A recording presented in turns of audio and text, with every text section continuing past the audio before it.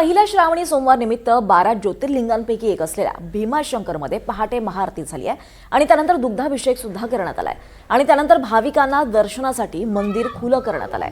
हर हर महादेवच्या जयघोषानं महादेव नगरी भक्तिमय झाली आहे। पहिल्या श्रावणी सोमवार निमित्तानं थेट भीमाशंकरच्या मुख्य शिवलिंगाच्या गाभाऱ्यातून आवाळा घेतलाय आमचे प्रतिनिधी अविनाश पवार यांनी।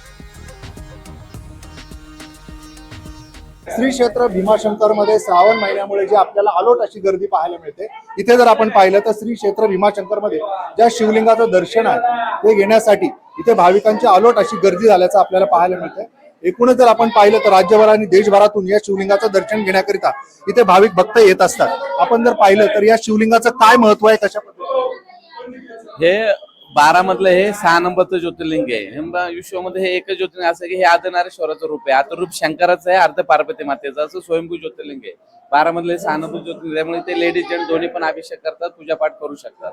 इतर ज्योतिर्लिंग मध्ये लेडीजला दर्शनासाठी मनाई आहे, पण इथे माता पिता एकत्र असल्यामुळे दोन्हीला पण दर्शन होतं।